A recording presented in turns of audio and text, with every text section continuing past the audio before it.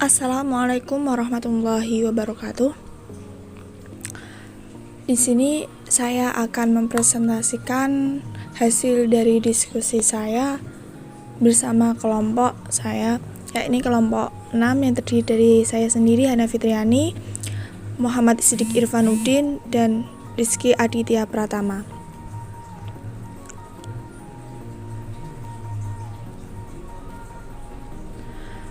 Di sini akan bahas tentang sholat Jumat. Yang pertama ada dalil dan hukum sholat Jumat. Yang pertama adalah Al-Quran. Di dalam Al-Quran, pensyariat sholat Jumat disebutkan di dalam sebuah surah khusus yang dinamakan dengan surah Al-Jumu'ah. Pada surah itu, Allah telah mewajibkan umat Islam untuk melaksanakan sholat Jumat sebagai bagian dari kewajiban dan fardu ain atas tiap-tiap muslim yang memenuhi syarat. Ayat tersebut yaitu Ya ayyuhalladzina amanu idza nudiya lis-sholati min yaumil jum'ah fas'au ila dzikrillahi wa dzaru bai' dzalikum khairul lakum in kuntum ta'lamun. Hai orang-orang beriman, apabila diseru untuk menunaikan sholat Jumat, maka bersegeralah kalian kepada mengingat Allah dan tinggalkanlah jual beli. Yang demikian itu lebih baik bagimu jika kamu mengetahui. Quran Surah Al-Jumu'ah ayat 9. Dan selanjutnya ada hadis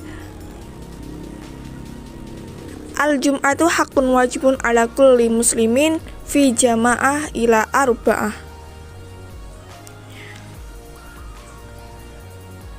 Abdun mulukun wa mra'atun wasiyun wa maridun. Sholat Jumat itu adalah kewajiban bagi setiap muslim dengan berjamaah kecuali atau yang tidak diwajibkan atas 4 orang, yaitu budak, wanita, anak kecil, dan orang sakit. Oke, selanjutnya saya menambahi dari Hana Fitriani bahwa hukumnya sholat Jumat itu wajib bagi yang telah memenuhi syarat. Berikutnya yaitu syarat wajib sholat Jumat. Yang pertama yaitu beragama Islam, yaitu seseorang yang beragama Islam wajib untuk melaksanakan sholat Jumat. Sedangkan orang selain agama Islam atau non-Islam tidak diwajibkan mengerjakan sholat sampai ia masuk agama Islam. Yang kedua yaitu bermukim, yaitu orang yang bertempat tinggal pada suatu negeri atau kampung yang lazim dihuni oleh manusia.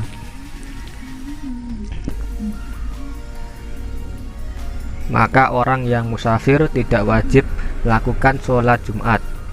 Tetapi bila perjalanan orang musafir itu ikut dalam jamaah sholat Jumat, maka hukumnya sah dan tidak perlu mengerjakan sholat duhur. Selanjutnya yang ketiga yaitu laki-laki.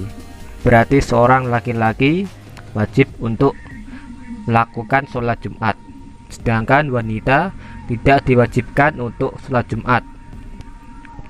Namun apabila wanita itu mengerjakan sholat Jumat, maka kewajibannya sholat duhur telah gugur dan tidak perlu lagi sholat duhur. Selanjutnya yaitu nomor 4, sehat. Seorang yang sehat dalam keadaan fisiknya diwajibkan untuk melakukan sholat Jumat. Sedangkan orang sakit yang kondisinya membuat dia tidak mampu untuk pergi ke masjid, maka dia tidak diwajibkan untuk sholat Jumat, tapi tetap wajib mengerjakan sholat duhur di rumah. Yang kelima yaitu berakal. Seorang yang berakal wajib mengerjakan sholat Jumat, sedangkan orang gila tidak diwajibkan melaksanakan sholat Jumat sampai ia sembuh dari gilanya. Yang keenam yaitu balik. Seorang yang sudah balik maka dia diwajibkan untuk mengerjakan sholat Jumat, sedangkan anak-anak yang belum balik tidak diwajibkan untuk langsung melakukan sholat Jumat. Namun apabila anak-anak itu belum balik ikut dalam sholat Jumat dengan memenuhi rukun dan syarat-syaratnya, sholatnya sah di sisi Allah menjadi sholat sunnah yang Ketujuh yaitu merdeka. Seorang yang merdeka diwajibkan untuk mengerjakan sholat Jumat. Tapi para budak dan hamba sahaya bukan termasuk orang yang wajib mengerjakan sholat Jumat.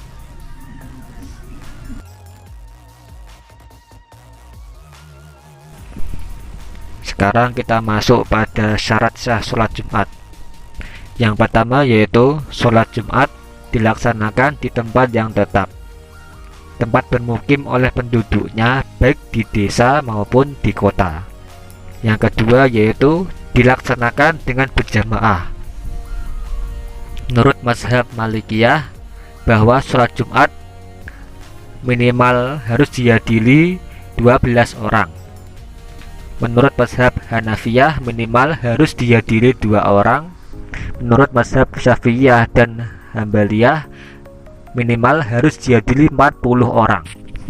Yang ketiga yaitu dilaksanakan pada waktu zuhur, yaitu ketika tergelincirnya matahari, sebagaimana pada hadis An-Nabiyyu sallallahu alaihi wasallam kana yusolli jama'ati hatta tamilas syamsi.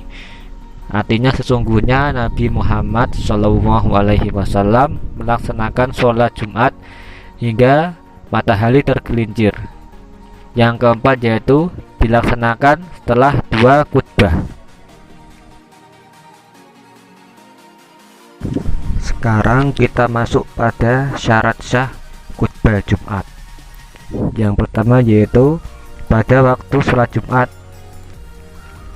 Jumhur ulama dari mazhab Hanafiyah, Malikiyah, dan Syafi'iyah telah sepakat bahwa khutbah Jumat disyariatkan untuk disampaikan dalam waktu Jumat, yaitu pada waktu zuhur di hari Jumat.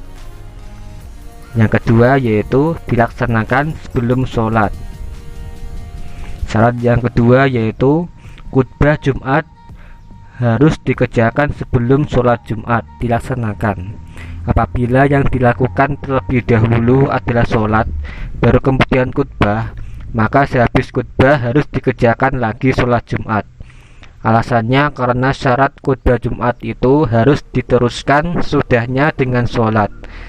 Dan adanya syarat ini membedakan khutbah Jumat dengan khutbah masyru'ah lainnya yang tidak disyariatkan harus diikuti dengan sholat. Yang ketiga yaitu dihadiri oleh jamaah.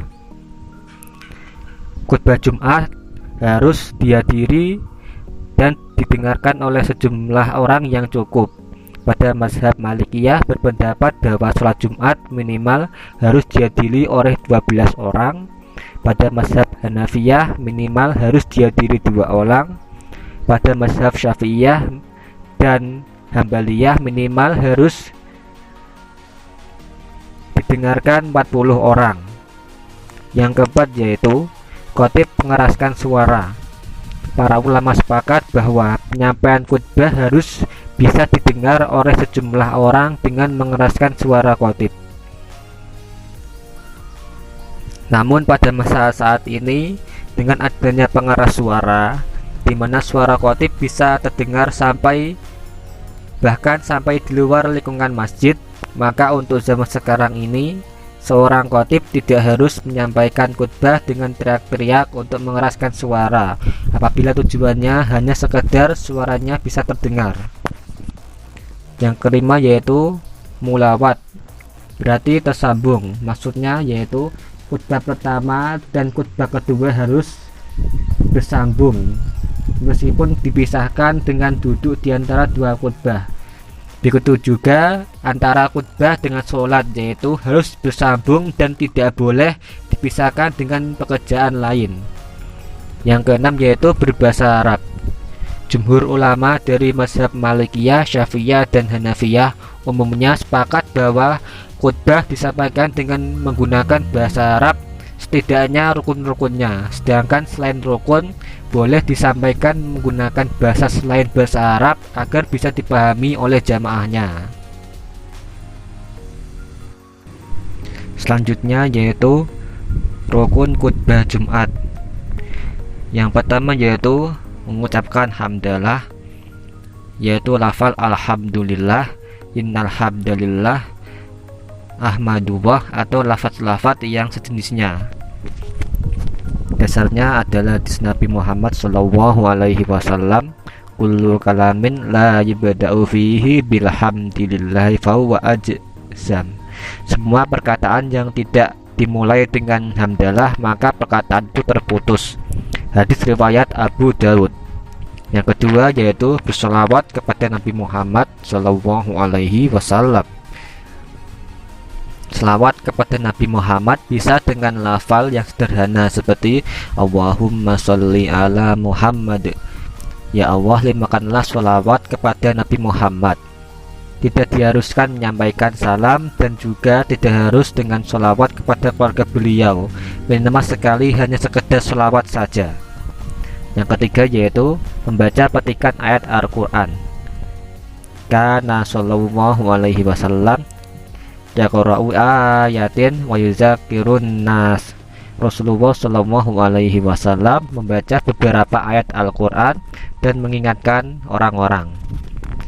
Sebagian ulama mengatakan bahwa karena khutbah Jumat itu pengganti dari 2 rakaat sholat yang ditinggalkan, maka bacaan ayat Al-Quran dalam khutbah dihukumnya wajib.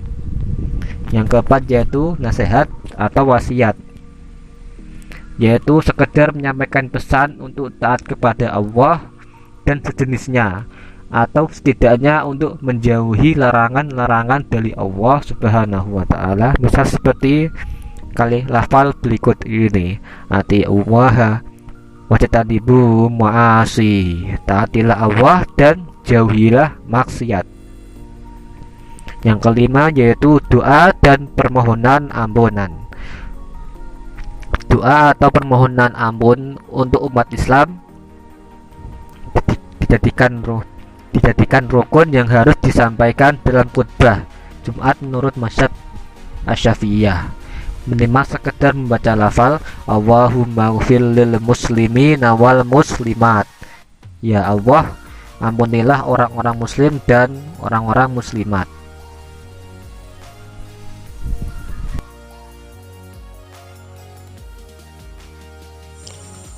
Sunnah sholat Jumat adalah sebagai berikut.